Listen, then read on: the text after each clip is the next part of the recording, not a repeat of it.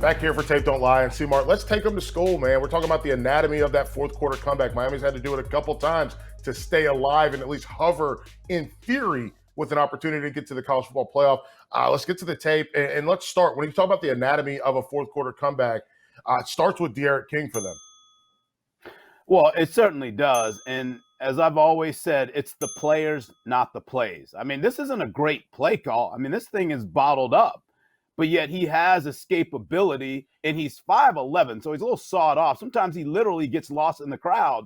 But the escapability allows him to pop out, make a play here that should very much be contained. And this is what this kid will do. He gets a lot of stress on you because he can use his legs to make plays. And you balance that arm out with a very talented arm, and this guy's a tough cover. Well, you said tough, and I think this play is what I wanted to put in. It's indicative. Both Mark Pope and King, they need a first down. Toughness to hang in the pocket, and then toughness to know that you've got two guys ready to collision you as you catch the ball. And you're gonna stare down the barrel and make the throw. Yeah, you're right. Shows grit, but also to me shows sort of pre-snap recognition. It shows processing information. He knows he's gonna get this linebacker cheating up here on the dive play, and then he just throws a seed in there to get the ball to right at the chains to move the stick. So it's excellent recognition of what the defense does and how they want to defend you. Well, I love that you got to recognition because right now we got a zero blitz, and NC State's coming from depth. Mike Harley goes for the touchdown, but I'm glad we got this wide shot. Talk me through this zero blitz real quick. Well, you're going to see a zero blitz. You get 4 across there, so you know it's man-to-man. You have no help, so you have to stay with your receivers man-to-man. It's just you and him, mano a mano. And so he recognizes that yet again. What's hard to defend when you get zero blitz is the in-breaking routes. And that's where Harley literally hops on his Harley and takes it to the crib. So if you're going to put that type of pressure on your defensive backs, they got to be able to hold up. And I can tell you, as he's saying right here, they can't match up with us personnel-wise. If they're going to bring that zero blitz, we'll take that all day long, and that's going to result in big plays. Miami is not a team that wants to methodically drive down the field. They want to get the shock plays and beat you deep. You just can't give them up. Listen, you mentioned that. That's what we talked about would be their issue when they played Clemson, and it was. But guess what? Everybody else on their schedule is in Clemson. They're going to make mistakes. The other part of having a comeback, though, is your defense is going to have to get stops. And I just want to shout out to Corey Couch. I think he has been a revelation for Miami, especially in the last few weeks, as a guy that's a defensive back that still finds ways to make plays in the backfield.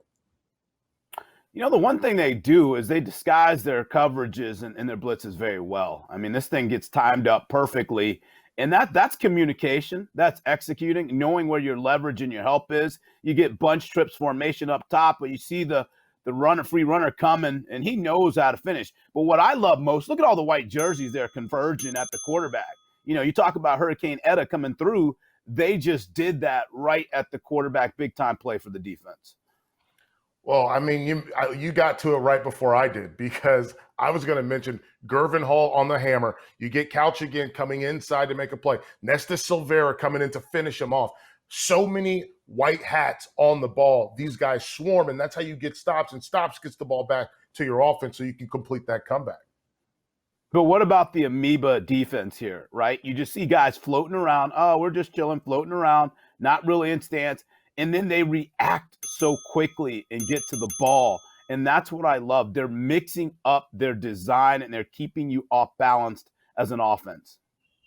You stay one step ahead of me, Seymour, because I was going to reference 2 down linemen, 2 guys standing up, linebackers that are hovering like they could come and bring pressure too. So yeah, you're right. This amoeba defense, nothing looks like what it is. And I think that's a great thing that they have going for them. And then even here, when you get, this should be blocked up, Michael. I mean, you got 4 rushers here. You got 5 blockers. This should be accounted for. But when you get Phillips coming off and he can contort his body, he gets off the ball so fast that when he comes with that chop, it's hard for the offensive lineman to get back and set. So just great defenses. They have some dudes at every layer, up front and linebackers and on the back end. And so this is a defense that's coming. It's getting better, but I love the way they dress it up and disguise their coverages.